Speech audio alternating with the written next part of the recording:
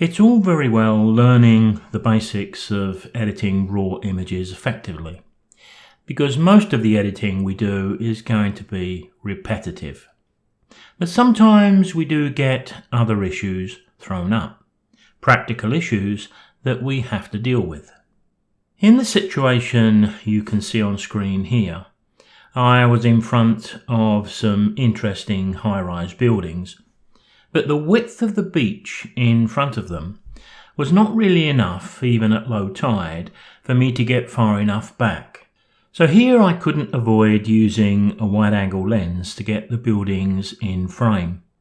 The result is the converging verticals that you can see here.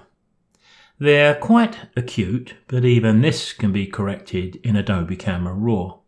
However, this amount of correction is likely to affect the image quality just a touch. You can see the appeal here with the sweeping clouds in the sky, but it does provide us with a challenge. Now, as you can see with this edit, it would require a square crop amongst the usual editing for exposure, colour, clarity and contrast.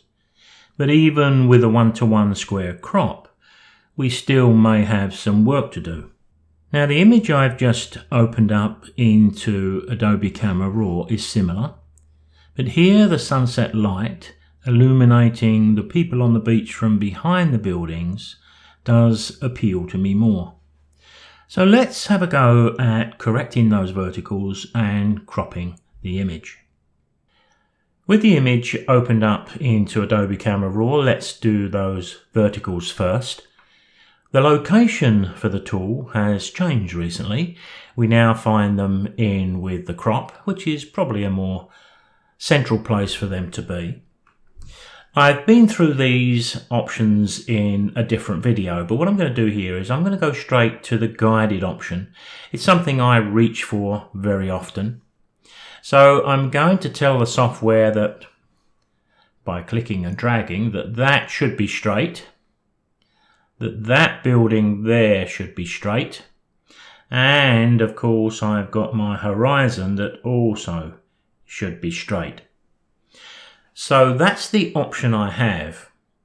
Now it's not looking too bad actually, because now I could reach for the crop, but just before I do, I just want to see if I've got a little more room at the top to that spire on the tallest building. To do that, I'm going to use my offset Y. I'm going to put my cursor into that box, and I'm going to use my up and down arrows, and as you can see, I can move the image up and down. Now I'd like to have it somewhere around there, but you can see it leaves me with an obvious problem, but it's not one that's very difficult to fix in Photoshop. So what I'm going to do here is go to my crop tool now, and let's take a look at what we're going to crop to. Now we're coming close here to almost a square, and there's nothing wrong with that given the subject matter. But it would be nice if I could move a little bit more this way. But if I do so, then maybe I would have a problem trying to rebuild this corner here. The only other option I would have is to come in tight, and I'd rather not do that. I'd like to have it somewhere back here, but I'm not sure that I can replace this even using AI. But I tell you what, we're going to have a go. So I'm going to hit the Enter key to commit that, and then I'm going to make any of the other edits that I'd like to make with this image. So once I've dealt with the color, clarity, exposure and contrast within Adobe Camera Raw, I've opened the image up into Photoshop, and at least we can see now exactly what we need to repair. The top of the sky is not going to be any problem at all. The issue we may have is the large area bottom left. Now what we have to remember if we're going to use the AI tools is there's a limit to how many pixels that can create. Now one way around this, which I think I've demonstrated on another video, is to select your rectangular marquee tool. From the options here, choose fixed size, and in the fixed size I've got 1024 by 1024 pixels.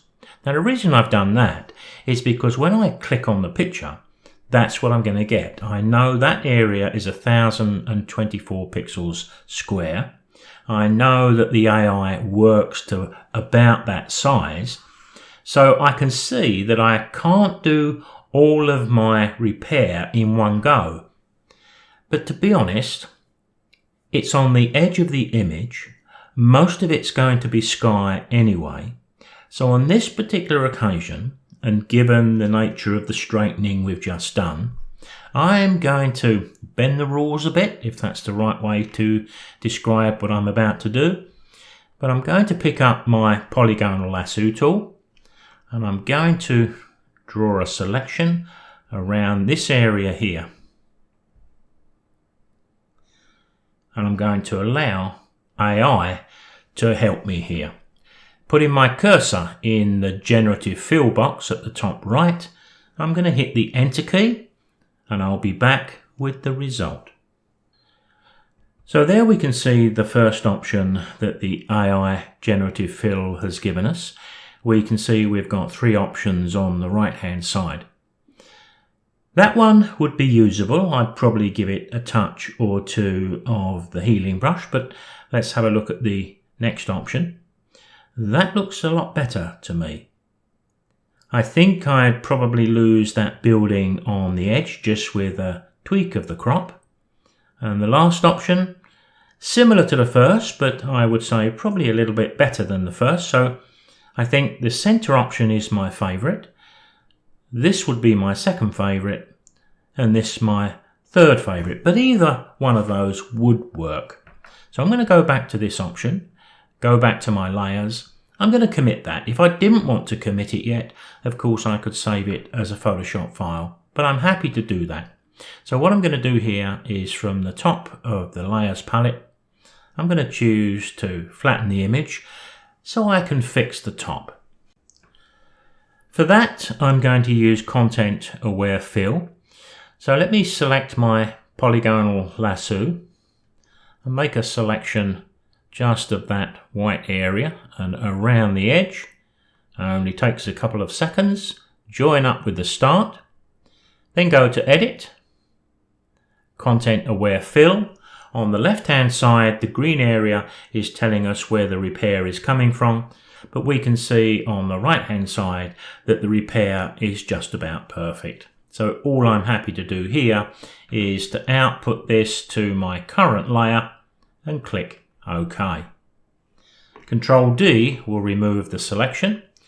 All I need to do now is to adjust that crop.